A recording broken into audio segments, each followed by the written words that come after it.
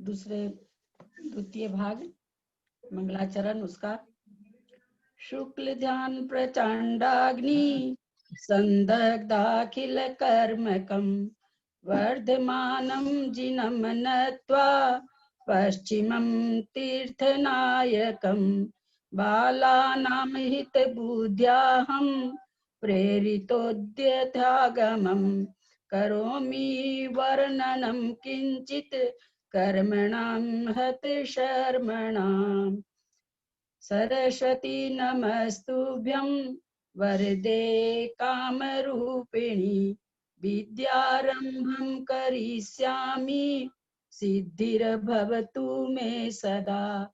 द्वादशांग जिनवानी माता की जय। कर्णान योग ग्रंथराज की जय।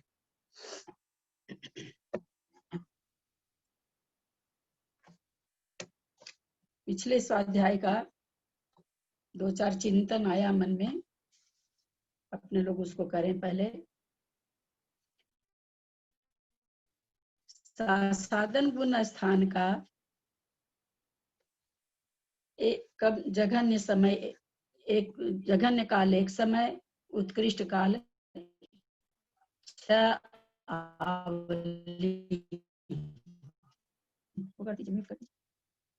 आवली तो को अंतर्मूर्त क्यों नहीं बोले आचार्य? कौन इसका परफेक्ट उत्तर दे सकता है? एक आवली एक समय से तो शुरू हो जाता अंतर्मूर्त है नहीं। छह आवली को आचार्य ने अंतर्मूर्त क्यों नहीं कहा? आंटी अंतर्मूर्त बड़ा होता है, 48 मिनट्स तक होता है। अरे तो शुरू तो एक आवली एक समय से हो जाता है ना। सब हाँ। जगह जहाँ भी अंतर्मूर्त आ रहा है वहां पर कोई ये थोड़ी आ रहा है कि कैसे करूं।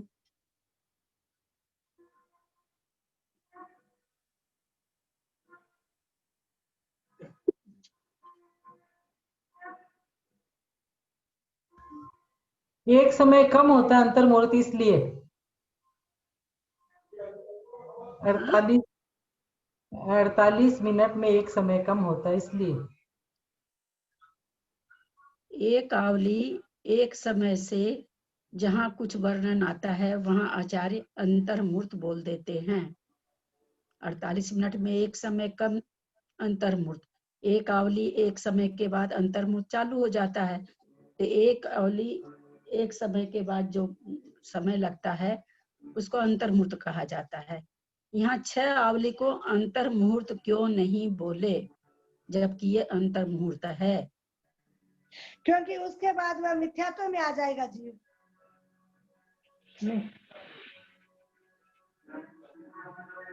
ये इतना छोटा समय है कि इसमें फिर अंतर्मुहूर्त घटाने की गुंजाइश ही नहीं है कि छह आवली तो है मैक्सिमम। मैक्सिमम तो एक आवली एक समय से अंतर्मुहूर्त चालू हो जाएगा। जहाँ पर अवधि के विशुद्धि स्थान बढ़ा रहे हैं, एक एक समय में असंख्यात लोग प्रमाण विशुद्धि स्थान बढ़ा रहे हैं। यहाँ तो एक समय में इतना कुछ होता है। और एक आवली एक समय से अंतर्मुहूर्त चालू हो गया। जहाँ भी आचार्य अपने को अंतर्मुहूर्त दे रहे हैं, कहीं भी देते हैं, वहाँ एक आवली एक समय के बाद का भी समय ले सकते हैं। एक आवली दो समय, एक आवली एक समय, एक आवली तीन समय, सब अंतर्मुक्त हो जाता है। यहाँ अंतर्मुक्त आचार्य ने क्यों नहीं दिया? क्योंकि उसके बाद वो मिथ्यात्व गुण स्थान में आ जाएगा, इसलिए। वैसा तो बहुत होता है ना कि छठे गुण स्थान से सातवें में अंतर्मूर्त में आ जाते हैं, अंतर्मूर्त में उसमें आ जाते हैं। ये तो सभी जगह कथा चलता है कथानक। ललिता जी, क्योंकि ये खाली छह आवली है। अंतर्मूर्त में तो एक आवली एक समय से लेकर मतलब 48 में एक समय कम, पूरा अंतर्मूर्त तो उतना होता है ना। ये खाली छह ही आवली का समय है, इसलिए अंतर्मूर्त तो नहीं है, खाली छह आवली है। तो कुछ आपका ठीक हुआ, लेकिन अंतर्मुहूर्त तो ये है ही है। अंतर्मुहूर्त क्यों नहीं बताया? अंतर्मुहूर्त बताने से यहाँ पर फिक्स है छह आवली। यहाँ छह आवली फिक्स है। किसी का आवाज आ रही है? आंटी आपका म्यूट है, 1 मिनट अनम्यूट करिएगा। यहाँ पर चूंकि छह आवली से न तो एक समय ज्यादा और कम तो खैर हो ही सकता है, एक समय से 6 अवली का समय कुछ भी चल सकता है, 6 अवली से एक समय भी ज्यादा नहीं, यहाँ फिक्स है। इसलिए आचार्य ने यहाँ अंतर मुहूर्त नहीं दिया। अंतर मुहूर्त देने से तो 8 अवली 10 अवली कितना भी हो सकता था, तो इसलिए यहाँ पर अवली, यहाँ पर अंतर मुहूर्त नहीं दिया। अब दूसरा चीज, जो सासादन गुण स्थान में मरण को प्राप्त हो रहा है, हम लोग कल चर्चा किए थे कि नरगति में तो जा नहीं सकता है, वो एक इंद्रिय में जाता है तो अपर्याप्त अवस्था में सासादन गुण स्थान उसका खत्म हो जाता है और मिथ्यात्व में आ जाता है, यति वृषभाचार्य के मतानुसार। देवगति में जा रहा है, मनुष्य गति में जा रहा है। कल अपने लोग का ये प्रश्न खड़ा हो रहा था कि उसका सासादन गुण स्थान कब समाप्त हो जाएगा। उत्तर ये आता है कि अपर्याप्त अवस्था में हो जाएगा। हम इसके कारण पर चिंतन करें, खुद ही खोजें, आचार्य हमें बताएं लेकिन हम खुद भी खोजें। मान लीजिए 6 अवली में है वो, एक समय 2 अवली 3 अवली छोड़ दीजिए, उत्कृष्ट समय लेकर के कोई सासादन गुण स्थान में प्रवेश किया, हम मान लेते हैं उसको 2 समय के बाद ही 3 समय के बाद ही वो मर गया और देवगति में जाता है। पहले जितने जल्दी के समय में मरता है उतना देवगति में जाता है। अब देवगति में वो जा रहा है, चलिए पर्याप्त अवस्था का भी ये विग्रह गति भी हम लोग मान लेते हैं कि बेसी से बेसी 2 मोड़ा से बेसी त्रस जीव की गति 2 मोड़े से बेसी नहीं होती है, 2 मोड़ा की मान लेते तो 3 समय लगेगा। एक अवली मान लीजिए सासादन गुण स्थान में रहा होगा अथवा 10 समय रहा होगा, जो भी, तो एक अवली कुछ समय हुआ। अब अपर्याप्त अवस्था में आचार्य हमें क्या बताए हैं, चूंकि पंचेंद्रिय संगी में जाएगा तो इसको 6 पर्याप्ति लेनी है। आचार्य हमें क्या बताए हैं, हर एक पर्याप्ति का अंतर मुहूर्त काल है और 6 पर्याप्ति का अंतर मुहूर्त काल है, याद होगा सबको। अब अंतर मुहूर्त काल कम से कम एक आवली एक समय, इससे कम तो होता नहीं है। अब एक आवली एक समय भी अगर उसको लगता है मान लीजिए, तो 6 पर्याप्ति पूर्ण करने में उसको 6 आवली 6 समय लगेगा। इतना समय तो है नहीं सासादन गुण स्थान का, 6 आवली 6 समय यहाँ हो गया, विग्रह गति का समय हो गया, कुछ समय वो सासादन गुण स्थान में रहा, सासादन गुण स्थान का समय उत्कृष्ट समय 6 आवली। तो इसलिए सासादन गुण स्थान के काल से विग्रह गति का अपर्याप्त अवस्था का विग्रह गति उसी में आ जाती। अपर्याप्त अवस्था का काल ज्यादा है, इसलिए अपर्याप्त अवस्था में सासादन गुण स्थान से छूटकर मिथ्यात्व गुण स्थान में नियम से आ जाएगा। ये सिद्धांत हो गया। समझ में आई होगी बात जो मैं समझाना चाह रही हूँ।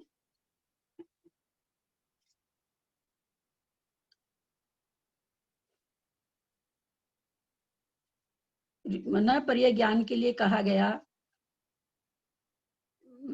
कम से कम एक रिद्धिधारी को होगा, वर्धमान चारित्र को होगा। मन पर्याय ज्ञान के लिए भी कहा गया, उसमें ऋजुमति विपुलमति दोनों आ जाता है, ये नियम दोनों के लिए है। अब किसी जीव की अगर मान लीजिए कि एक रिद्धि हो गई, वर्धमान चारित्र वाला है, ऋजुमति मन पर्याय ज्ञान उसको हो गया, अब वो छूट रहा है क्योंकि उसका वर्धमान चरित्र खत्म हो रहा है। तो जो ऋजुमति मन पर्याय ज्ञान जिसका छूट जाएगा, क्या उसकी रिद्धि भी नियम से छूट जाएगी क्या? ये प्रश्न है आप लोगों से। अगर ऋजुमति मन पर्याय ज्ञान से कोई च्युत हो गया, मुनि है अभी, मुनि पने से च्युत नहीं हुआ, क्या उसकी रिद्धि भी छूट जाएगी क्या?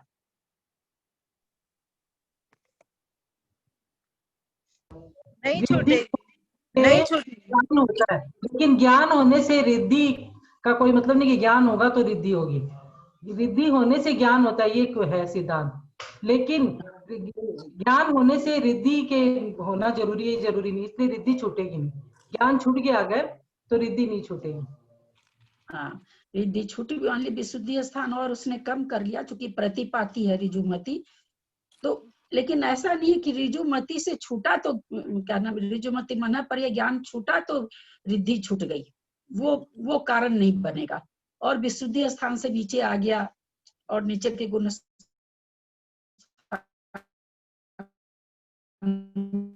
आ गया तो रिद्धि छूटने पर ये ज्ञान छूट गया तो रिद्धि भी छूट गई, ये नहीं बनेगा। एक चीज हम लोग जाने थे कि लब्ध पर्याप्तक जीव 612वें भाव में जब आता है, 3 मोड़ा लेता है, तब प्रथम समय में सबसे कम ज्ञान होता है। इस पर चिंतन चला, ऐसा क्यों? आचार्य ने 6012वां जन्म क्यों घटाया? तो ज्ञान के लिए सबसे पहले जितना संश्लेष रहेगा मन में, किसी भी संबंधित, कोई भी संबंधित, कोई ऐसा नहीं है, किसी भी संबंधित अगर मन में संश्लेष रहेगा, संश्लेष नहीं, संश्लेष शब्द नहीं आएगा यहाँ, संक्लेश रहेगा तो ज्ञान की क्षमता कम हो जाती है। हम लोग डेली जीवन में भी देखते हैं, अगर किसी कारण से माथा बहुत कोई परेशानी आ जाती है तो हमें उस समय कुछ भी नहीं सूझता है, कुछ भी दिमाग काम नहीं करता है। हम लोग बोलते भी है, नहीं मेरा तो दिमाग एकदम परेशान हो रहा, हमको कुछ भी नहीं दिख रहा है। और ये तो बहुत बड़े ज्ञान की बात है। तो संक्लेश परिणाम वाले के ज्ञान की कमी हो जाती है। ये 6012 बार, 6011 बार जन्म रहा मर रहा, जन्म रहा मर रहा, जन्म रहा, इतना संक्लेशित हो गया, इतना संक्लेशित हो गया कि 6012वें बार में जब जन्म ले रहा है तो पहले मोड़े में इसके सबसे कम ज्ञान हो जाता है। किस कारण से? ये तुरंत जन्म रहा, अंतर्मूर्त में 6012 बार जन्म मरण कर दिया। अब अंतर्मूर्त में जो इतनी बार जन्म मरण करेगा उसका संक्लेश सोच सकते कितना होगा। ये कारण है 6012वें बार में जन्म लेने वाले के सबसे जघन्य ज्ञान पर्याय होने का। क्योंकि कहा जाता है कि जिसने लहर को जाना, पानी की लहर को जिसने जाना है उसने जल को नहीं जाना। और जिसने मतलब शांत, मान लीजिए कोई तालाब है, बहुत लहर उठ रही है, हम उस लहरों को खाली जान रहे हैं, हम जल को नहीं जाने। लेकिन वही अगर जल शांत रहता है तो उसके अंदर की चीज हमें दिखाई देती है शांत जल रहने से। तो जितनी लहर रहेगी या मन में भी जितना संकल्प विकल्प रहेगा, जितनी लहर उठती रहेगी संकल्प विकल्प की, संक्लेश परिणामों की, उतने ही अंदर की चीज हमें पकड़ में नहीं आएगी, हमारे यादाश्त में हमारे धारणा नहीं बनेगी। ये कारण हो जाता है ज्ञान का क्षयोपशम कम होने का। एक मुहूर्त में कितनी आवली होती है, याद है किसी को?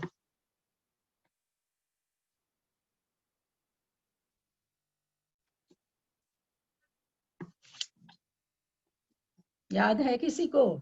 असंख्यात। हाँ, असंख्यात। नहीं, असंख्यात आवली तो होती नहीं है एक मुहूर्त में। इसके लिए एक हमें ये मिला है, मतलब छोटी सी 2 लाइन का, मतलब क्या कहें इसको, कविता टाइप की मिली है, आप लोग लिख लीजिए, बहुत अच्छा रहेगा।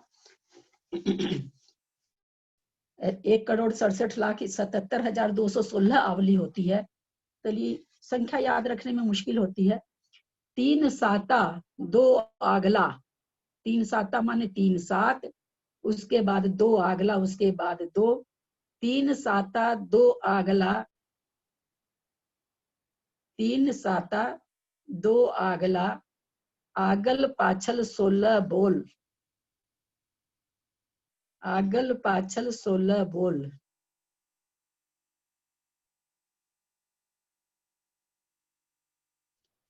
इतनी आवलिका कही एक मुहूर्त में, एक मुहूर्त तू बोल, इतनी आवलिका कही एक मुहूर्त तू बोल।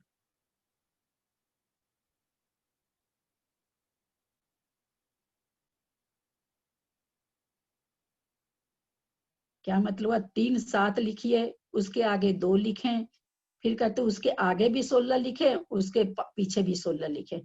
इतनी आवली, क्या नाम है, एक मुहूर्त में 48 मिनट में इतनी आवली होती है। ऐसे ये संख्या नहीं याद होती है, कुछ लोगों को हो जाती है संख्या याद, मेरे को तो नहीं होती है, लेकिन ये याद होने से हम लोग को आवली याद हो गई।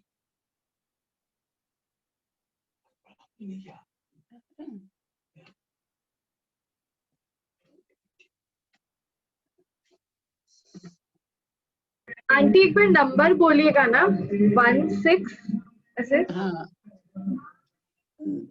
1,67,1,6,7,7,7 है ना, 3 साता के बाद करें 2 लिखने के लिए, और फिर करें उसके आगे पीछे 16 लिख दो। 1,6,7,7,2,1,6 आवली होती है। ये संख्यात है, असंख्यात नहीं है ना। संख्या एक मुहूर्त में असंख्यात आवली।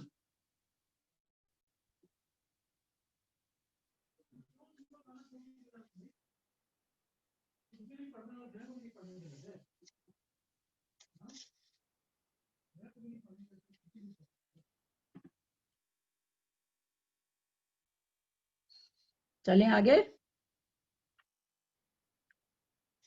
शुरू कर रहे हैं इसको। पहला प्रश्न मंजू आंटी का क्वेश्चन है। हाँ ललिता जी, इसमें हाँ। एक आवली में संख्यात समय नहीं, एक अंतर मुहूर्त में संख्यात आवली होती है और एक आवली में असंख्यात समय होते हैं क्या? संख्यात समय, तो ये एक मुहूर्त में है, अंतर मुहूर्त में नहीं है। हाँ, एक मुहूर्त में हाँ, मतलब इतनी आवली होती है, संख्यात आवली, और हाँ, समय संख्यात। एक और आवली में एक आवली संख्यात में समय, संख्यात असंख्यात। समय नहीं, असंख्यात संख्यात समय, संख्यात समय। पर मेरे को याद है कि जब अपन पढ़े थे तो एक में असंख्यात था और एक में संख्यात था। फिर देखना पड़ेगा मेरे को इसको, अगर आपको याद है तो फिर देखना पड़ेगा मेरे पता को। नहीं, दोनों में मेरे को अलग अलग लगा था उस समय, हो एक में सकता है। संख्यात और एक में तो असंख्यात था। नीचे असंख्यात होने से ना फिर वो एक आवली में असंख्यात समय नहीं। देखूंगी फिर कल बताऊंगी। ठीक, हाँ ठीक। कुसुम आंटी। अरे टोटल फिगर कितना आया काउंटिंग? 1,77,77,000 1,67,67,216 है। 1,67,67,000। हाँ, 16,777,216। हाँ ये ठीक, 16,777,216। हाँ हाँ। किरण आंटी।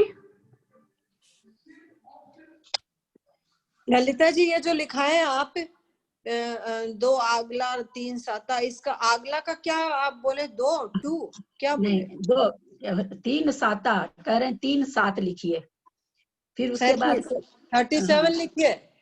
नहीं, 3 7 7 ओ 7 777 777।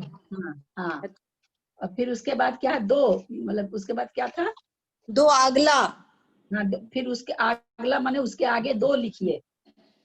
अच्छा, फिर उसके बाद कहते हैं, हाँ, फिर कह रहे हैं आगला पाछला 16।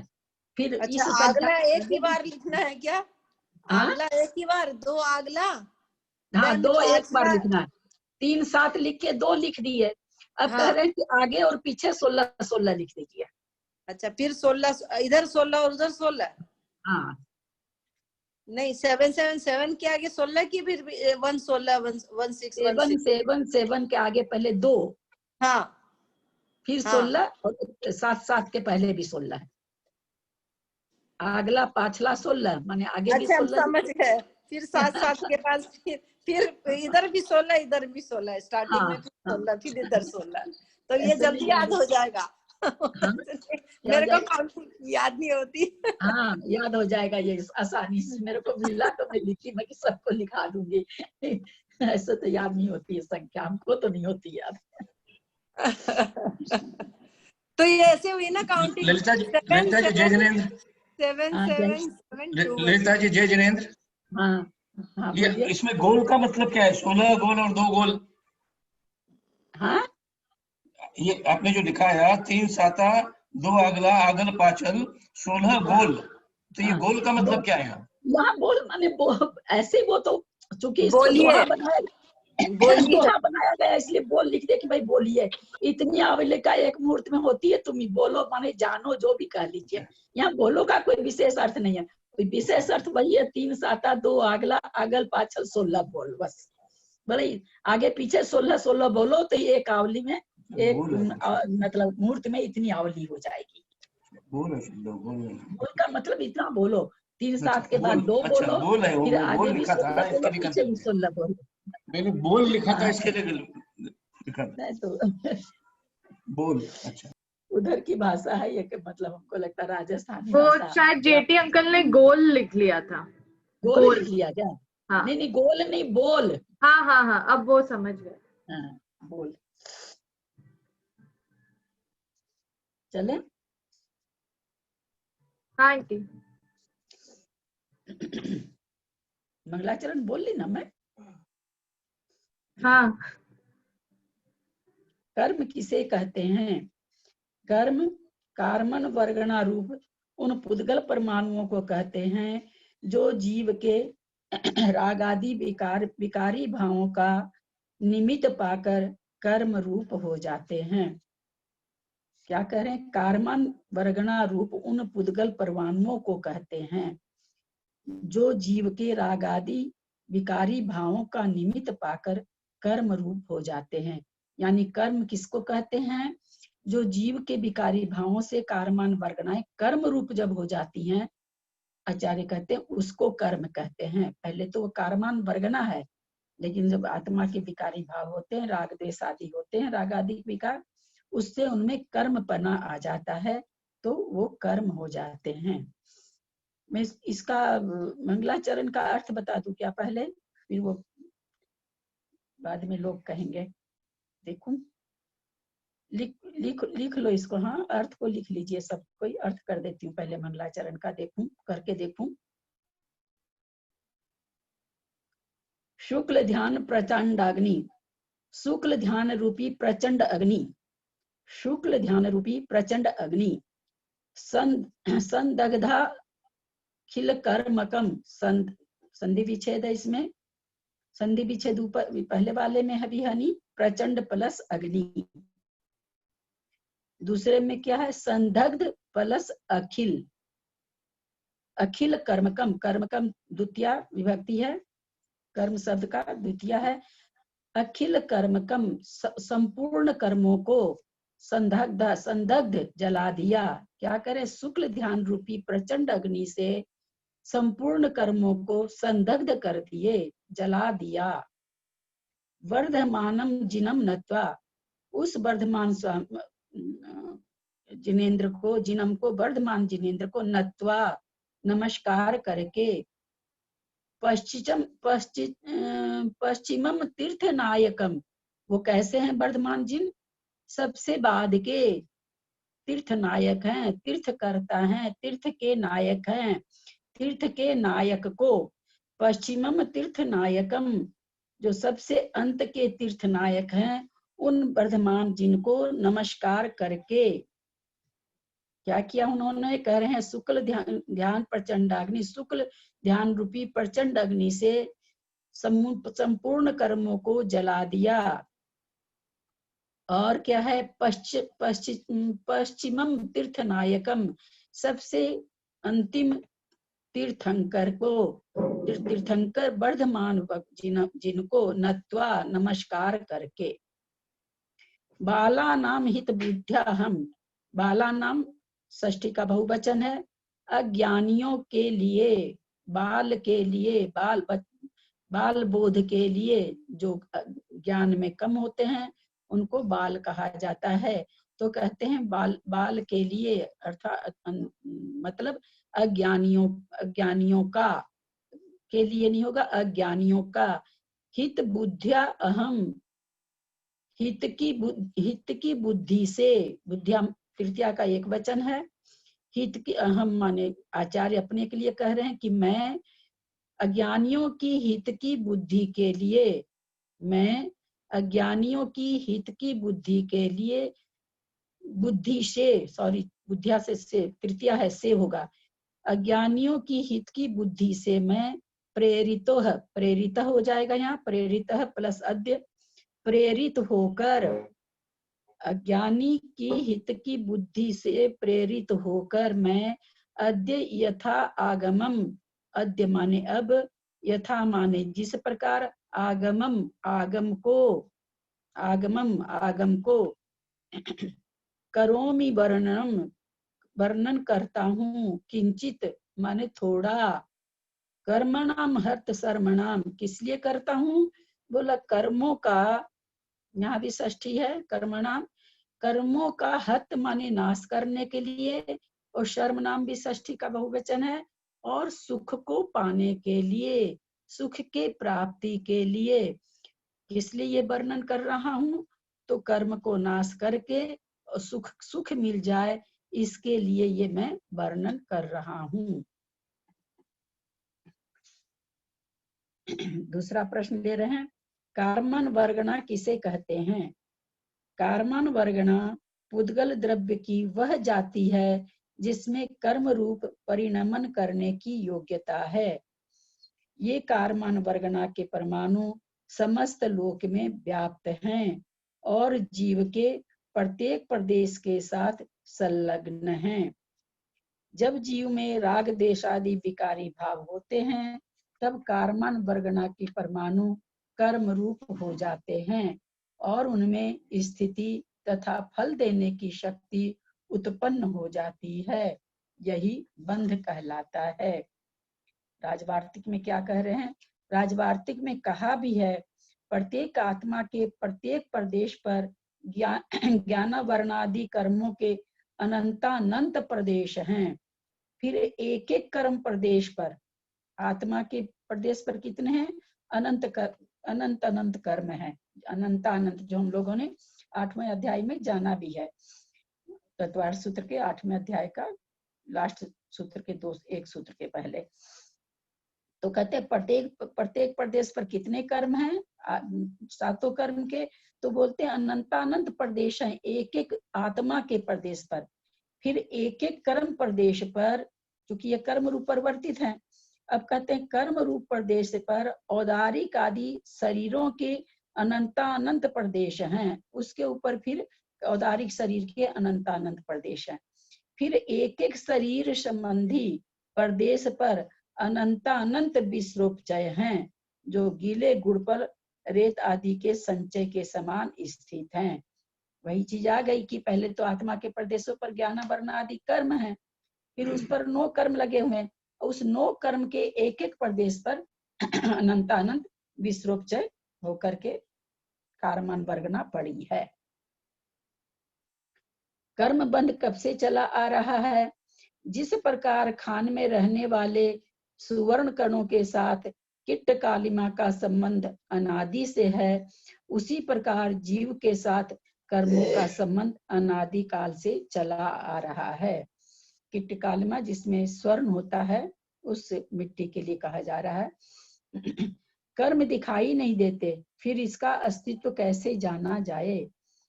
कर्म है तो पुद्गल द्रव्य तथा रूप रस गंध और स्पर्श सहित है, परंतु उनका सूक्ष्म परिणमन होने से भी दिखाई नहीं देते, क्योंकि बहुत सूक्ष्म है इसलिए हम लोग को दिखाई नहीं देते।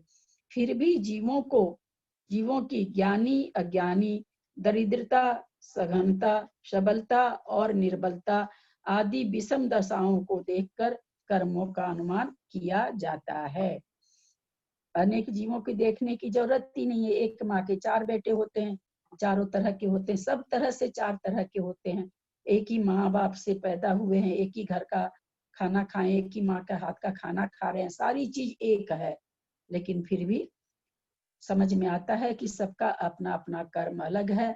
सबकी चारों भाई की शरीर का संघनन भी अलग हो जाता है।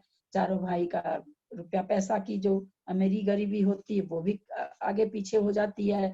ज्ञान अज्ञान भी चारों का अपना अपना होता है। तो इस तरह से देखने को हमें पूरा मिलता है। जीव में रागादि भाव क्यों होते हैं और कब से होते हैं? जीव और पुद्गल द्रव्य में एक वैभाविक शक्ति होती है। 6 द्रव्य में से चार द्रव्य तो हमेशा शुद्ध ही रहते हैं, कभी अशुद्ध नहीं होते। जो भी खेला है, जो भी संसार का परिणमन है, जो भी अनादिकाल से संसार बना हुआ है और अनंत काल तक रहेगा, ये किसका है? ये जीव और पुद्गल की का आपस का खेल मेल है और कुछ नहीं। बाकी चार द्रव्य तो कुछ भी नहीं करते। तो कहते जीव और पुद्गल द्रव्य में एक वैभाविक शक्ति है और चार द्रव्य में वैभाविक शक्ति नहीं है। वो जब भी रहते हैं शुद्ध रूप रहते हैं। उस शक्ति के कारण जीव में रागादि रूप परिणमन करने की योग्यता है और पुद्गल द्रव्य में कर्म रूप परिणमन करने की योग्यता है। दोनों में अपनी अपनी योग्यता है। जीव तो भाव कर पाता है, राग द्वेष आदि भाव करता है और उन भावों के कारण पुद्गल कर्म को, पुद्गल वर्गनाओं को कर्म रूप होने की उनमें योग्यता है। तो उस भाव के कारण वो कर्मान वर्गनाएं कर्म रूप हो जाती हैं। इस योग्यता के कारण कर्मोदय का निमित्त पाकर जीव में रागादि भाव उत्पन्न होते हैं और पुद्गल द्रव्य में कर्म रूप परिणमन होता है।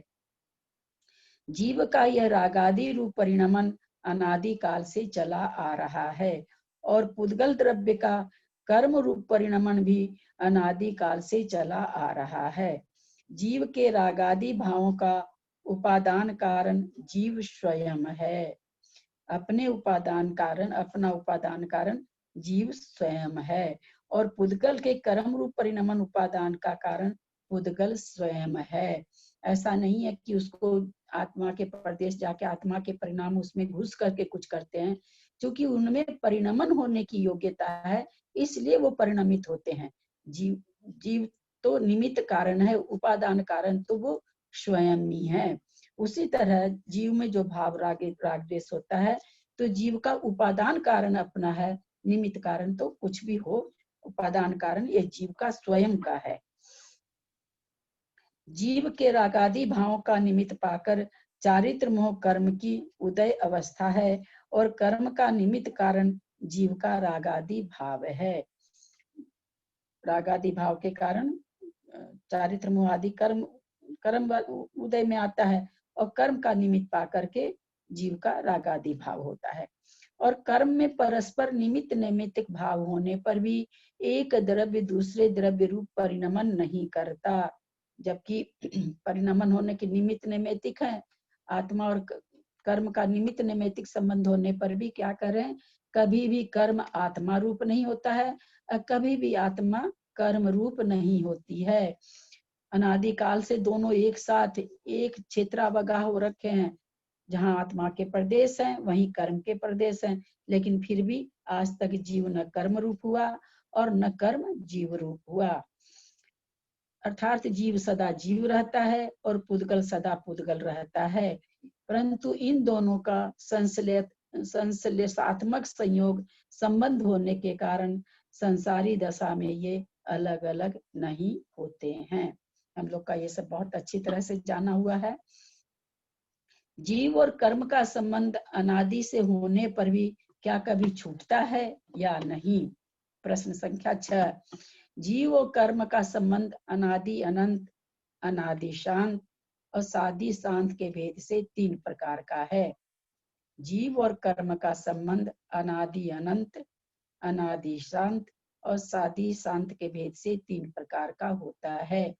अभव्य तथा दूरानुदूर भव्य का कर्म संबंध सामान्य की अपेक्षा अनादि से है और अनंत काल तक रहता है, क्योंकि कभी भी नहीं बदलेगा, उसका कर्म बंध कभी भी नहीं छूटेगा, ना भव्य का छूटेगा ना दूरानुदूर भव्य का छूटेगा। भव्य जीव का कर्म संबंध सामान्य की अपेक्षा अनादि होने पर भी तपश्चरण से छूट जाता है, जिससे वह मोक्ष को प्राप्त कर लेता है, इसलिए अनादि शांत है तो उसका अनादि काल से संसार में भटक रहा था, मिथ्या दृष्टि था, लेकिन भव्य है, कभी न कभी मोक्ष चला जाता है, तो उसका ये जो जीव और कर्म का संबंध है वो शांत है। और विशेष की अपेक्षा भव्य भव्य दोनों के प्रति समय कर्म बंद होता है और अपनी स्थिति के अनुसार कर्मों की निर्जरा होती रहती है, इसलिए सादि शांत है। कोई भी कर्म शादी शांत कैसे बोले? कोई भी कर्म जो कर्म मान लो जब से जब से संसार है, संसार कब से ये तो है ही नहीं, बोल ही नहीं सकते हैं, तो क्या उसी समय का कर्म हम लोग का बंधा हुआ चल रहा है? ऐसा नहीं होता। कर्म नए बंधते हैं, कर्म परमाणु नए बनते हैं और पुराने झड़ते हैं। तो उस विवक्षा से भव्य के भी और अभव्य के भी दोनों का जो कर्म बंध है वो सादी और शांत है। नया नया बंधता है, पुराना छूटता है। तो यानी पुराना के हिसाब से शांत हो गया और नया जो बंध रहा है कर्म उसके हिसाब से शादी हो गया। विवक्षा समझ में आई होगी शादी और शांत की। हम जो भी कर्म बांध रहे हैं, कब से कर्म तो जब से बंध रहा तो वही कर्म तो नहीं है। कर्म हमारा छूट जाता है, वो कर्म अंत हो जाता है तो उसका शांतपना बन गया, और फिर नया कर्म हम बांधते हैं तो वो शादीपना बन गया। तो कर्म की अक्षुण परंपरा चलते हुए भी हर समय नए कर्म बंध रहे हैं और पुराने प्रति समय है ना, समय प्रबद्ध हम सब प्रति समय बांध रहे हैं, तो समय प्रबद्ध हमेशा शादी हो रहा है वो बंद, और समय प्रबद्ध खिर रहा है तो उसका अंत हो रहा है। तो इस तरह से कर्म चाहे वो भव्य हो चाहे अभव्य हो, दोनों का कर्म शादी और शांत भी है। उपादान कारण किसे कहते हैं? जो कार्य रूप परिणत हो उसे उपादान कारण कहते हैं। जैसे रोटी रूप परिणमन करने से आटा रोटी का उपादान कारण है। हम लोग ये सब बहुत बढ़िया से समझे हुए हैं, इसे समझाने की जरूरत नहीं है। कार्य जिसमें कार्य हो उसको उपादान। हम लोग उपादान खोजने के लिए क्या करना चाहिए? किसी भी चीज में ये खोजना चाहिए ये कार्य किस में हुआ। जैसे निमित्त, कोई निमित्त मिला, मुझे कोई दो बात कह दिया, मेरे को गुस्सा आ गया। ये गुस्सा जो आया इसका उपादान कौन है? मेरी आत्मा है। मेरी आत्मा, वो तो निमित्त था। किसी ने जो दो बात हमको सुनाई वो तो निमित्त था, कार्य उसमें नहीं हुआ। कार्य किस में हुआ? उपादान में हुआ। उपादान कौन हुआ? अपनी आत्मा ही उपादान हुई। तो निमित्त है, कार्य किस में होता है? उपादान में होता है। तो जो कार्य रूप परिणत हो उसे उपादान कहते हैं। मिट्टी चाक पर चढ़ती है, चाक, डंडा, कुम्हार, कई चीज उसमें लगती है, लेकिन घड़े रूप परिणत कौन होती है? मिट्टी होती है। तो घड़े का किसका उपादान कारण? घड़े का उपादान। घड़ा कौन बना? तो घड़ा मिट्टी बनी। तो उपादान कारण मिट्टी है, और दंड, चाक, कुम्हार ये सारे निमित्त हैं।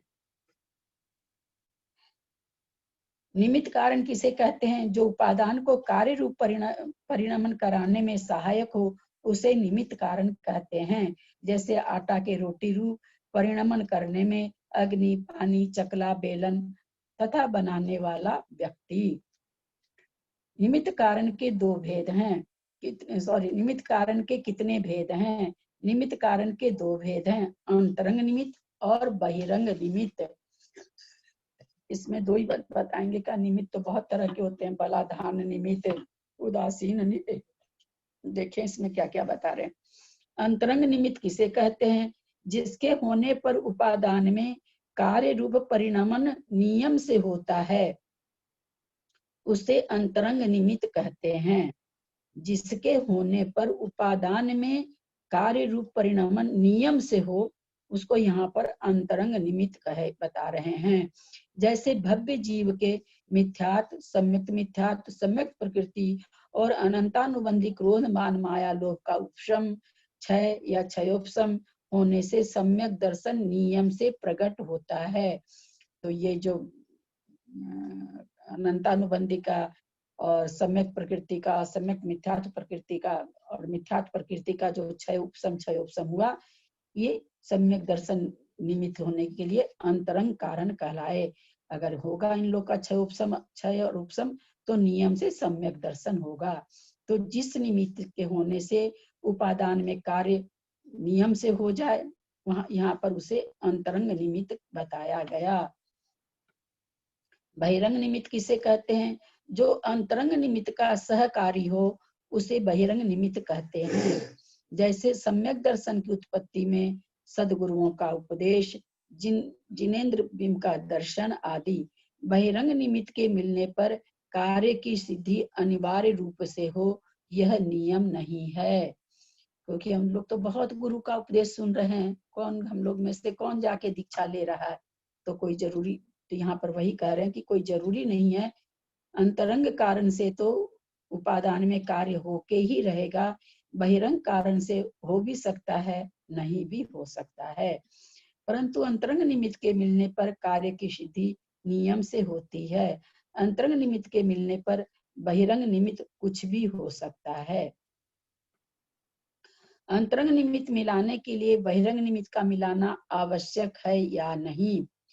अंतरंग निमित्त मिलाने के लिए बहिरंग निमित्त के मिलाने का पुरुषार्थ करना आवश्यक है। जैसे पुत्र प्राप्ति के लिए विवाह आदि करना आवश्यक है, पर विवाह आदि करने पर पुत्र हो ही जावे यह नियम नहीं है।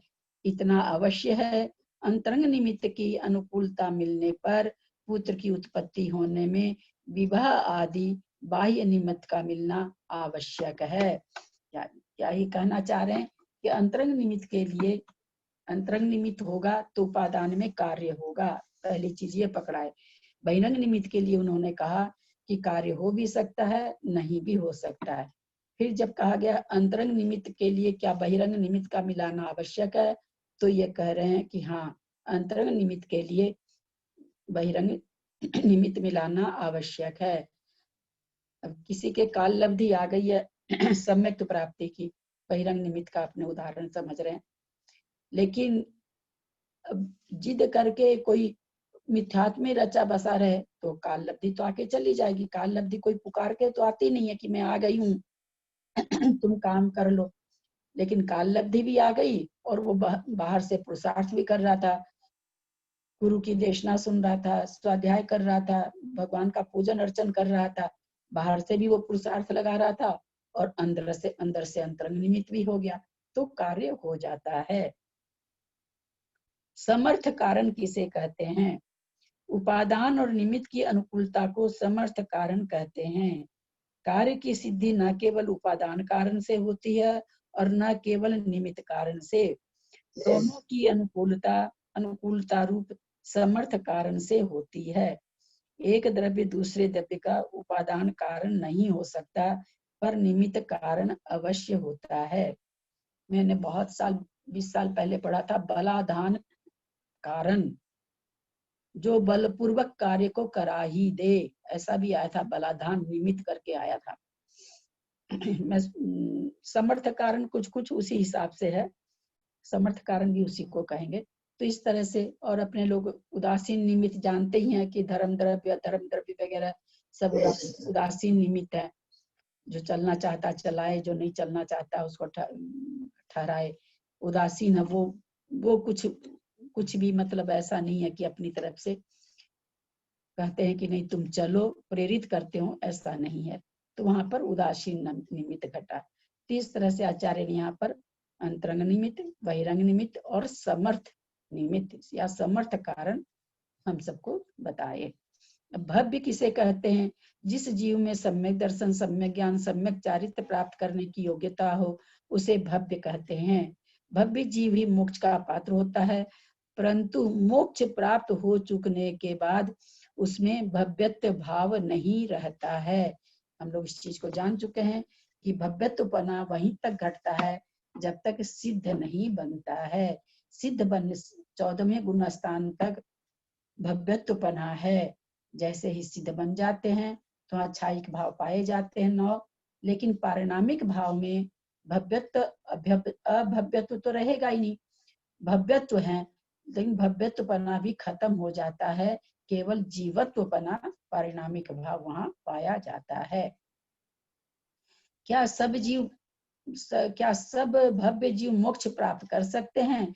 नहीं, दुरानुदुर्भव्य को मोक्ष प्राप्त नहीं होता। योग्यता के कारण ही उसको भव्य कहते हैं, परंतु उसे अपनी योग्यता को विकसित करने के लिए कभी निमित्त नहीं मिलते। इसीलिए क्या कहा जाता है? दुरानुदुर्भव्य के लिए क्या कहा जाता है, याद है? किसी को याद है? आंटी ये अभव्य समान भव्य है। हाँ, अभव्य समान अभव्य तो है, अभव्य ये समान भव्य तो है। निगोद में ही रहते हैं। हाँ, निगोद में ये व्यवहार राशि में नहीं आते। व्यवहार राशि में आ जाएं तो इनको योग क्या नाम है, यहाँ क्या कहा, निमित्त मिलने पर भी करने के लिए कभी निमित्त नहीं मिलते। यानी अगर वो व्यवहार राशि में आ जाए तो उनको स्वाध्याय, गुरु का उपदेश, जिन मंदिर का दर्शन सब मिल जाएगा, योग्यता उनमें है तो वो मोक्ष जा सकते हैं। इसलिए कहा जाता है कि वे व्यवहार राशि में ही नहीं आते, निगोद में ही रहते हैं। अभव्य किसे कहते हैं? जिसमें सम्यक दर्शन आदि प्राप्त करने की योग्यता न हो उसे अभव्य कहते हैं। जिस प्रकार बिना सीजने वाली मूंग अग्नि और पानी का निमित्त मिलने पर भी नहीं सीजती है, उसी प्रकार अभव्य जीव निमित्त मिलने पर भी रत्नत्रय को प्राप्त नहीं कर सकते। कर्म के कितने भेद हैं? मूल में द्रव्य कर्म, भाव कर्म के भेद से कर्म दो प्रकार के होते हैं। कर्म रूप परिणत उद्गल द्रव्य का जो पिंड है उसे द्रव्य कर्म कहते हैं। जो हमारे आत्मा के प्रदेशों पर कार्मान वर्गनाएं जो चिपकी हुई है कर्म रूप होकर के, वो द्रव्य कर्म है। तथा उसी शक्ति को भाव कर्म कहते हैं। द्रव्य कर्म की उदय अवस्था का निमित्त पाकर जीव में जो राग द्वेष रूप परिणति होती है उसे ही भाव कर्म कहते हैं। कर्म उदय में आया, कर्म उदय के कारण जिस तरह का भाव बनता है उस भाव को, उस परिणाम को भाव कर्म कहा जाता है।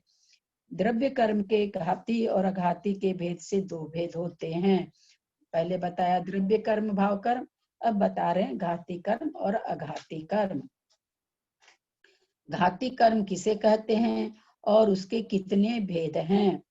जो जीव के ज्ञान, दर्शन, सुख और वीर्य इन अनुजीवी गुणों का घात करते हैं उन्हें घाती कर्म कहते हैं। इनके चार भेद हैं: ज्ञानावरण, दर्शनावरण, मोहनीय और अंतराय। ये कर्म जीव के क्रम से ज्ञान, दर्शन, सुख और वीर्य गुण को घातते हैं। अनुजीवी गुण किसे कहते हैं? इसमें जो भी आया कि जीव के अनुजीवी गुण को घातते हैं। अनुजीवी गुण किसे कहते हैं? जिनके रहते हुए जीव का जीवत्व सुरक्षित रहे उन्हें अनुजीवी गुण कहते हैं। जैसे ज्ञान, दर्शन, सुख और वीर्य जिस प्रकार उष्णता के रहने पर अग्नि का अग्नित्व सुरक्षित रहता है, उसी प्रकार ज्ञान, दर्शन आदि गुणों को रहते हुए जीव का जीवत्व सुरक्षित रहता है। यही कारण है 6012वें भाव में लब्ध पर्याप्त के एकदम लब्ध्याक्षर जघन्य ज्ञान परंतु ज्ञान बताया।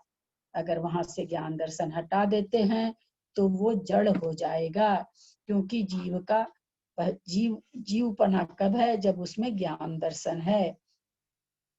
अघाती कर्म किसे कहते हैं और उसके कितने भेद हैं? जो जीव के अनुजीवी गुणों का घात न करे उसे अघाती कर्म कहते हैं। इनके चार भेद हैं: वेदनीय, आयु, नाम और गोत्र। ये कर्म क्रम से जीव के अव्याबाधत्व, अवगाहनत्व, सूक्ष्मत्व और अगुरु लघुत्व गुणों का घात करते हैं। ये गुण जीव के प्रतिजीवी गुण कहलाते हैं। कौन से? अव्याबाधत्व, अवगाहनत्व, सूक्ष्मत्व और अगुरु लघुत्व, ये प्रतिजीवी गुण कहलाते हैं। ऐसा नहीं कि ये गुण रहेंगे तो आत्मा की पहचान होगी, ऐसा नहीं है। ऊपर के जो चार गुण हैं वो आत्मा के लक्षण हैं। ज्ञानावरण कर्म किसे कहते हैं? जो जीव के ज्ञान गुण को प्रकट न होने दे उसे ज्ञानावरण कहते हैं। ज्ञानावरण कर्म के कितने भेद हैं? 5 भेद हैं: मति ज्ञानावरण, श्रुत ज्ञानावरण, अवधि ज्ञानावरण, मन पर्याय ज्ञानावरण और केवल ज्ञानावरण। इस सब का अर्थ स्पष्ट है।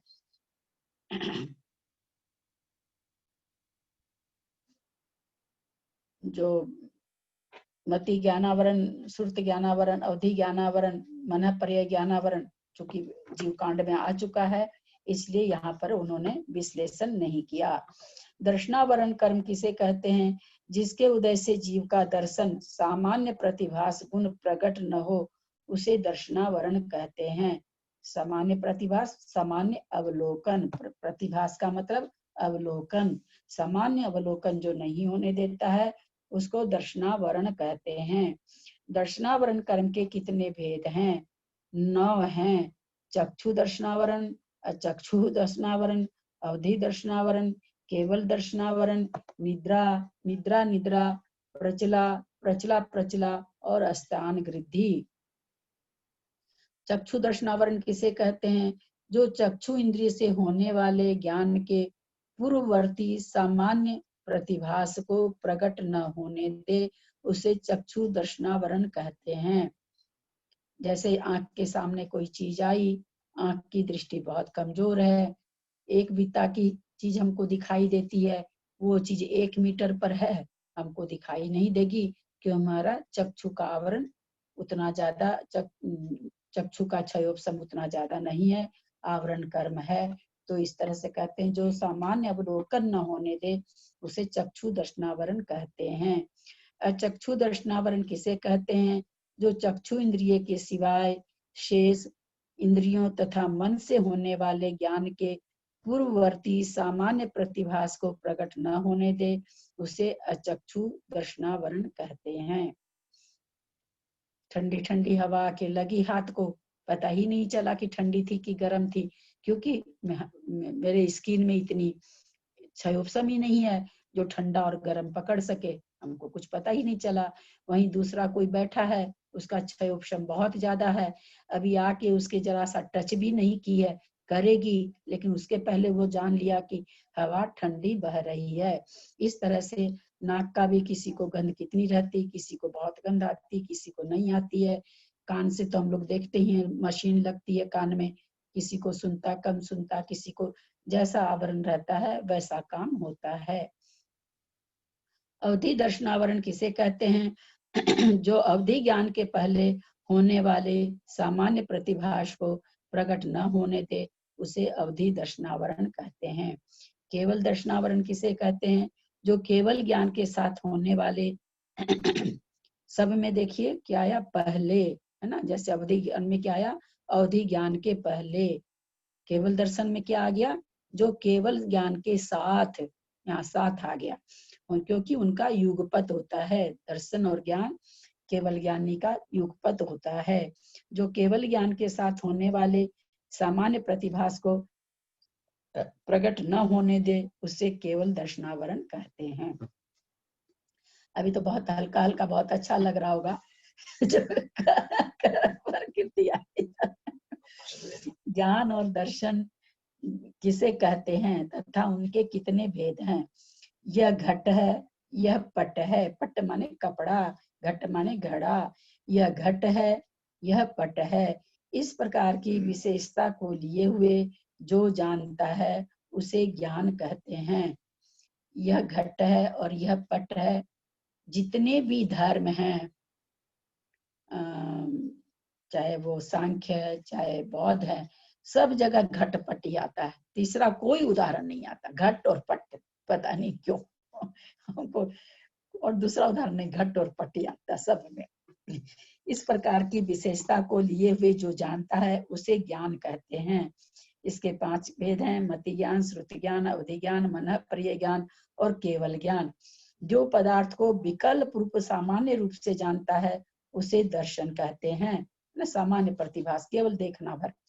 इसके 4 भेद हैं: चक्षु दर्शन, अचक्षु दर्शन, अवधि दर्शन, केवल दर्शन। छदमस्त 12वें गुण स्थान तक के जीवों का ज्ञान दर्शन पूर्वक होता है, अर्थात पहले दर्शन होता है और उसके बाद ज्ञान। परंतु केवल ज्ञान और केवल दर्शन साथ साथ होते हैं। श्रुत ज्ञान मति ज्ञान पूर्वक होता है और मन पर्यय ज्ञान यह मति ज्ञान पूर्वक होता है। इसलिए इनके पहले श्रुत दर्शन और मन पर्यय दर्शन नहीं होता है। किसके पहले? मन पर्यय ज्ञान के लिए कह रहे हैं। इसलिए इनके पहले श्रुत दर्शन और मन पर्यय दर्शन नहीं होता है। किससे हो रहा है? यह मति ज्ञान पूर्वक हो रहा है। यहाँ पर एक साधारण सा जो नीति वाक्य है, न्याय वाक्य है, वो खड़ा हो जाता है। जैसा उपादान होता है वैसा कार्य होता है ना। जैसे इमली है, आप किसी चीज में डालेंगी तो वो खट्टा ही पन कराएगी, स्वाद मीठा तो करा नहीं सकती, उसमें उपादान क्या है, खट्टेपन की है। अब यहाँ पर एक प्रश्न ये उठ रहा है, यह मति ज्ञान पूर्वक होता है, यह परोक्ष ज्ञान, मन पर ये प्रत्यक्ष ज्ञान, तो ये बात कैसे कैसे घटे कि यह मति ज्ञान पूर्वक मन पर्य ज्ञान होता है। इसमें कुछ बता रहे हैं क्या? दर्शन नहीं होता। वीरसेन स्वामी ने सामान्य का अर्थ आत्मा कहा है, अतः उनके कहे अनुसार सामान्य अवलोकन का अर्थ आत्मा अवलोकन होता है। चल धौला जी की बात है ये। तो यहाँ पर ये घटता है कि वो यह ज्ञान के द्वारा यह ज्ञान उसका मन पर्य ज्ञान नहीं बन रहा है। यह ज्ञान अगर उसका मन पर्य ज्ञान बनता तो वो नेचुरली वो परोक्ष है, तो वो भी परोक्ष ही होता है। लेकिन वो यह मत ज्ञान के पूर्वक केवल वो उस चीज को, वो उस चीज रूपी उपादान को वो केवल संग्रह करता है कि हाँ ये वस्तु है। वास्तव में तो जानता कैसे जानता, अपने मन पर्य ज्ञान से है। नहीं तो अगर यह ज्ञान अगर कारण बन जाए तो मन पर्य ज्ञान परोक्ष हो जाए, क्योंकि जैसा कारण होता है वैसा ही वस्तु की उत्पत्ति होती है। मिट्टी से मिट्टी का घड़ा बनेगा, कभी भी चांदी का घड़ा नहीं बन सकता। उसी तरह जो कारण रहेगा कार्य भी उसी के अनुसार होता है। लेकिन यहाँ यह ज्ञान जो है वो मति ज्ञान मन पर्य बन रहा है, यह ज्ञान की वस्तु। फिर वस्तु में मन पर्य, या मन में जो जिसके मन में वो आ रहा है, वहां से उस वस्तु को यह ज्ञान के द्वारा वस्तु को जान रहे। वस्तु को प्रकट किससे हो रहा है? उनको मन पर्य ज्ञान के द्वारा। जो उनके मन पर्य ज्ञान के आप्रदेश हैं के द्वारा से होता है। मन पर्य ज्ञान की उत्पत्ति भाव मन से नहीं होती है, द्रव्य मन से होती है। द्रव्य मन जहाँ 8 पंखुड़ी वाला जो कहा जाता है, उसके वहां पर जो आत्मा के प्रदेश रहते हैं, उन आत्मा के प्रदेशों से मन पर्य ज्ञान होता है। निद्रा दर्शनावरण किसे कहते हैं? जिसके उदय से साधारण नींद आती है उसे निद्रा दर्शनावरण कहते हैं। निद्रा दर्शनावरण किसे कहते हैं? जिसके उदय से गहरी नींद आती है उसे निद्रा दर्शनावरण कहते हैं। प्रचला दर्शनावरण किसे कहते हैं? जिसके उदय से जीव बैठे बैठे सो जाता है तथा कुछ जागता रहता है उसे प्रचला दर्शनावरण कर्म कहते हैं। इसका दूसरा नाम प्रचला दर्शनावरण का श्वान निद्रा है। कुत्ता देखेंगे आप, जो पाले रहते हैं कुत्ता अपने घर में, जरा सी आहट में वो भौंकने लग जाएगा और लगेगा कोई आहट नहीं है तो उतने में उसको तुरंत नींद भी आ जाएगी। इसलिए इसको श्वान निद्रा से भी कहा जाता है। प्रचला दर्शनावरण किसे कहते हैं? जिसके उदय से सोते समय मुंह से लार बहने लगे तथा हाथ पैर चलने लगे, ऐसी गहरी प्रचला के कारण को प्रचला दर्शनावरण कहते हैं। अस्तान गृद्धि किसे कहते हैं? जिसके उदय से जीव सोते समय भयंकर कार्य को कर ले और जागने पर स्मरण नहीं रहे, उसे अस्तान गृद्धि दर्शनावरण कर्म कहते हैं। जागता हुआ वो 5 किलो का भी बोझा नहीं उठा सकता है, और इस निद्रा के बल से वो 2-4 क्विंटल का बोरा उठा लेता है। और सबसे बड़ी बात कि उसके पता ही नहीं रहता कि मैंने ये काम किया। गेहूं का बोरा उठा करके एक कमरे से दूसरे कमरे में रख देगा, आके सो जाएगा, उसको पता ही नहीं रहेगा। जागने पर कोई पूछे भैया तुमने रात में किया क्या? नहीं, मैंने तो किया ही नहीं। ये ऐसी निद्रा है। इन 5 निद्राओं से आत्मा के दर्शन का कुंघात होता है, इसलिए इन्हें दर्शनावरण कर्म के भेदों में सम्मिलित किया है। वेदनीय कर्म किसे कहते हैं और उसके कितने आप क्वेश्चंस ले क्या? है क्या क्वेश्चन? मैं सोची आज होगा नहीं, क्योंकि कोई भी ऐसा तो आया नहीं आज कि जो पूछने लायक, सब पढ़ा हुआ चीज आ रहा है अभी तो। आंटी एक मेरा क्वेश्चन है, ये एक वैभाविक शक्ति जो आप बोल रहे हैं वो एक बार बताइए ना। जीव और पुद्गल द्रव्य में एक वैभाविक शक्ति होती है। कहाँ है? ये पेज नंबर 3 में है, क्वेश्चन नंबर 5। हाँ, तो ये क्या कह रहे हैं कि जीव और पुद्गल में वैभाविक शक्ति मतलब अपने स्वभाव के अलावा विभाव रूप से परिणमन करना। जैसे राग, द्वेष, क्रोध, मान, माया, लोभ, ये आत्मा के तो नहीं है गुण, लेकिन विभाव रूप परिणमन करना। तो ये किस में पाया जाता है? बोलते हैं ये जीव में ही पाया जाता है। और जो कर्म परमाणु कर्म रूप परिणत हो जाते हैं राग देश का निमित्त मिलने पर, वह ऐसे तो वो पुद्गल वर्गणाएं अपना शुद्ध है, विचरण अपने पूरे लोक में भरी हुई हैं, लेकिन कहते हैं उनमें भी वैभाविक शक्ति है, यानी विभाव रूप होने की शक्ति है। यही कारण है कि दोनों में वैभाविक शक्ति होने से वो कर्म रूप परिवर्तित हो जाते हैं और वो आत्मा कर्म रूप परिणामा लेती है उनको। ये वैभाविक शक्ति के कारण ऐसा हो रहा है। वैभाविक शक्ति मतलब स्वाभाविक शक्ति नहीं होकर के वैभाविक शक्ति, स्वाभाविक गुण नहीं होकर के वैभाविक गुण। तो ये आंटी वैभाविक शक्ति कब होगा? मतलब जैसे मुक्त आत्मा के तो नहीं है ये वैभाविक शक्ति। हम लोग तो 24 घंटा वैभाविक शक्ति में है, हमारे कहाँ आत्मा के गुण प्रकट हो रहे हैं। आत्मा के जो शुद्ध गुण है, जैसे ज्ञान गुण आत्मा का है वो अलग बात है, पर वास्तव में ज्ञान आत्मा का गुण तो क्षायिक ज्ञान है, वो कहाँ प्रकट हो रहा है। हमारा तो वैभाविक ये कर्म के उदय से जितना होता है, कर्म के उदय से जितना नहीं होता है। विभाव रूप परिणमन कर रहे हैं हम लोग, तो हर समय विभाव रूप परिणमन कर ले, स्वभाव रूप में हम लोग परिणमन कर ही नहीं रहे। और आंटी ये वाला जो आप बता रहे थे अभी, ये मना परे ज्ञान इहा मति ज्ञान पूर्वक होता है, इसलिए इनके पहले श्रुत दर्शन और मना परे दर्शन नहीं होता, ये वाला बताइए ना। मतलब इसलिए इनके पहले श्रुत दर्शन और मना परे दर्शन नहीं होता। हाँ, यहाँ कह रहे हैं कि भाई जैसे मति ज्ञान श्रुति ज्ञान तो अलग हो गया, अवधि ज्ञान के लिए इन्होंने अवधि दर्शन कराया।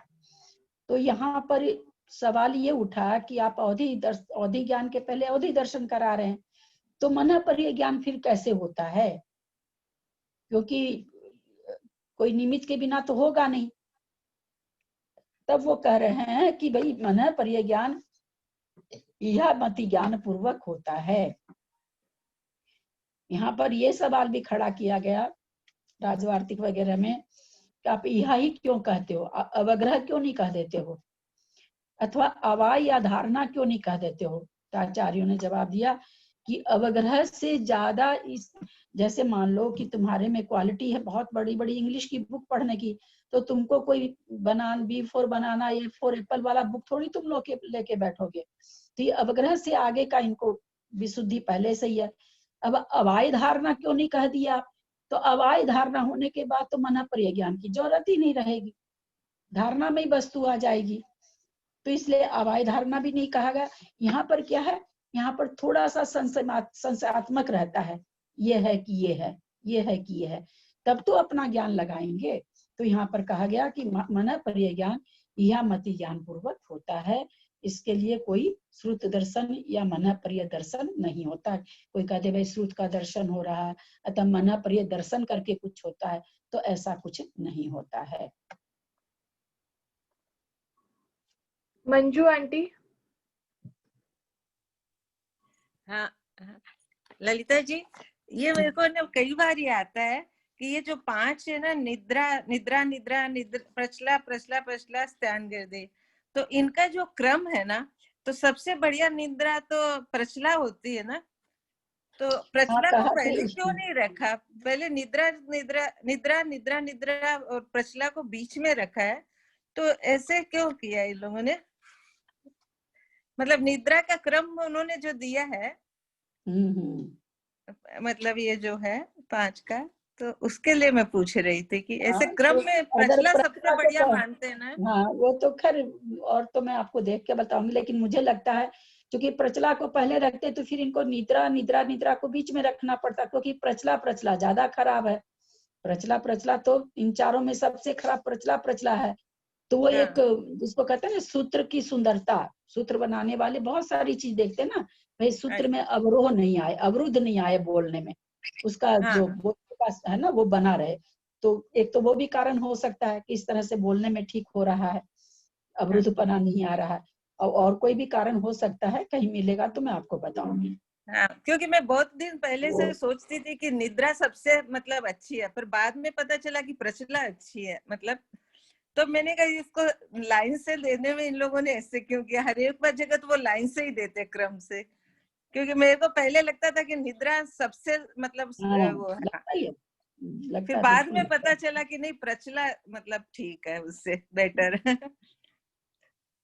तो इसीलिए मैं पूछ रही थी बस। हाँ, प्रतिमा आंटी। ललिता दीदी, जय जिनेन्द्र।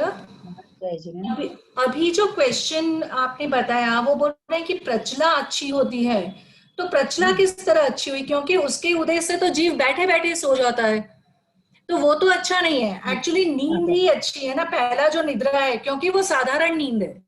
हम सब जो नींद लेते हैं, जो एक साउंड स्लीप होता है, प्रचला इज वेरी बैड अगर आप बैठे बैठे सो जाते हैं। हाँ, तो सुनिए क्यों अच्छी है, क्योंकि ये बहुत हल्की निद्रा है।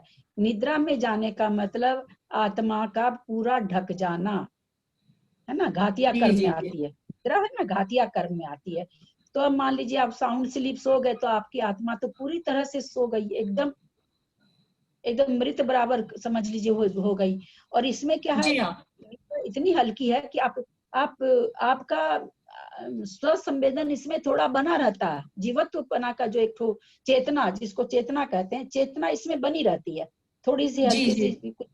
और फिर इसलिए इसको स्वान निद्रा, इसी चलते इसको स्वान निद्रा भी कहा।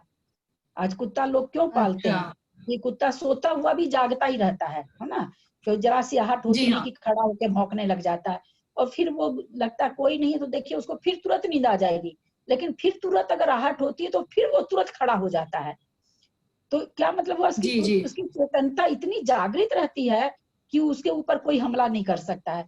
तो उसी तरह से प्रचला नींद इसलिए बढ़िया से मानी गई कि इसमें चेतनत्व गुण को बहुत देर तक ये नहीं होता कि भाई ढक जाता है या दब जाता है, क्योंकि ये घातिया कर्म है, आत्मा के गुणों का घात करने वाले हैं। ज्ञान दर्शन गुण, वीर्य गुण, सुख गुण उस समय घात होता है, तो प्रचला में उतना नहीं हो पाता, होता है फिर तुरंत जाग जाता है, इसलिए प्रचला को अच्छा माना गया। अच्छा अच्छा। और एक और ये जो क्वेश्चन हनी जी ने पूछा था, पेज नंबर, वो विभाविक होना चाहिए, फिर शब्द मुझे हिंदी में नहीं पता। आपने जो बताया कि विभाव है, वो विभाव शक्ति है पुद्गल की और जीव की। हाँ, पेज नंबर 3। हाँ, जो हनी ने पूछा, तो वैभाविक क्यों लिखा है? हाँ, वैभाविक उसका संबंध वैभव से है? नहीं, वैभव से नहीं है, विभाविक विभाव परिणाम से है। तो विभाविक शब्द होता है ना, वैभाविक वैभाविक भी होता है उसका, वैभाविक शक्ति आ गई ना, शक्ति रूप से वो वैभाविक शक्ति अनुभवन रूप से हो गई है, तो उसका ये वैभाविक हो जाए। वैभाविक मतलब ये एडजेक्टिव हो गया आपका। जी जी। अच्छा, तो ये वैभाविक शब्द का वैभव से कुछ लेना देना नहीं है? नहीं, वैभव तो है ही नहीं, वैभव तो यहाँ पर खत्म हो रहा है विभाग है वैभाविक शक्ति में। हाँ, एकदम विपरीत है, इसलिए मैं कंफ्यूज हो गई कि ये क्या। वैभाविक शक्ति है। जी जी जी, थैंक यू। मंजू आंटी। नहीं, मैं भी ये प्रतिमा जी बोले वही बोल रही थी प्रचला का, कि बैठे बैठे सोना तो अच्छी बात नहीं है, कोई जिनवाणी सुनते सुनते सो जाता है बैठे बैठे, इसलिए इसको बाद में रखा प्रचला को। लेकिन वो सो जाता है फिर तुरंत सुन के जाग लेता है, किसी को निद्रा जब आती है छूट जाता है उसके, छूट जाता है एकदम, छूट जाता है उसके। एक मिनट, छूट जाता है, थोड़ा छूटता है, थोड़ा सुनता है, लेकिन जब नींद आती है तो कुछ भी नहीं सुनता है। निद्रा का अगर उदय आ जाता है तो कुछ भी नहीं सुनता है, इसलिए निद्रा ज्यादा अच्छी होती है। ये देखिए संसार का और इसका मोक्ष मार्ग का मतलब आत्मा मोक्ष का 36 का आंकड़ा है, संसार में जिस चीज को अच्छी कहेंगे वो मोक्ष मार्ग में अच्छी नहीं होगी, ये तो एकदम नियम से है। संसार में तो अपने लोग यही कहते हैं, डॉक्टर भी यही कहता है भाई साउंड स्लीप आ रही है, हम लोग भी कहते हैं साउंड स्लीप आ जाती तो फिर बहुत अच्छे से काम होता है, ध्यान लगता है, सारी क्रिया हम लोग भी कहते हैं बहुत अच्छी होती है। लेकिन वहां पर तो आत्मा जितनी देर के लिए भी वो निद्रा लिया उतनी देर के लिए तो निद्रा में तो आदमी को कहा गया कि मुर्दा समान हो जाता है, आत्मा कुछ काम ही नहीं कर रही होती वहां पर, तो मुर्दा समान। अब कोई मुर्दा समान जरा सी नींद आए फिर चौंक जाए, वो ज्यादा अच्छा है ना कि पढ़ करके मुर्दा के जैसे 4 घंटा पढ़ गया, वो थोड़ी अच्छा होगा। पर आचार्यों ने सोच समझ के तो उसको रखा है पहले। हाँ, तो ऐसे थोड़ी रखा है। हाँ, तो निद्रा पहले रखा है, इसका मतलब वही सबसे अच्छी है, फिर निद्रा। नहीं निद्रा उसका मैं और कोशिश करूंगी, कहीं कुछ मिलेगा तो। मुझे लगता है कि ये भाई एक साथ निद्रा प्रचला, चूंकि प्रचला सबसे खराब है। अब अगर प्रचला पहले देते हैं फिर बीच में निद्रा, फिर निद्रा तो थोड़ा सा अवरुद्ध भी हो रहा है सूत्र पढ़ने में, तो ये भी कारण हो सकता है और कोई भी कारण हो, मुझे अभी ज्ञात नहीं है, मिलेगा तो मैं जरूर बताऊंगी। ये कारण तो वैभाविक तो विभाव को ही वैभाविक बोलते हैं, विभाव भाव को। जैसे स्वभाव, सीधी सी बात है ना, जैसे स्वभाव को स्वाभाविक बोलते हैं वैसे विभाव को वैभाविक बोलते हैं। तो शुद्ध हिंदी का शब्द है, इसमें कुछ एकदम शुद्ध हिंदी है, तो बिल्कुल शुद्ध भाषा। आंटी अब एंड करें क्या, और क्वेश्चंस है तो कर लेंगे। जैसे तुम्हारी मर्जी। आंटी आप जिनवानी स्तुति कर दीजिए। और कोई नहीं कर रहा है? कर रहा है क्या कोई? नहीं। यदर्थ मात्रा पदवाक्यहीनं मया प्रमाद्याति किंचनोक्तं तन्मे क्षमित्वा विदधातु देवी सरस्वती केवल बोधलब्धिं। बोधि समाधि परिणाम शुद्धि स्वात्मोपलब्धि शिव सौख्य सिद्धि। चिंतामणिं चिंतित वस्तु दाने त्वं वन्द्यमानस्य ममास्तु देवी। जावाणी के ज्ञान ते सुजे लोकालोक, सो वाणी मस्तक चढ़ो सदा देत हूँ धो। हे जिनवाणी भारती तो ही जपूं दिन रैन, जो तेरा शरणा गहे सो पावे सुख चैन। देव भजू अरिहंत को गुरु से हो निर्ग्रंथ, दया धर्म पालू सदा यही मोक्ष का पंथ। 9 बार नमोकार।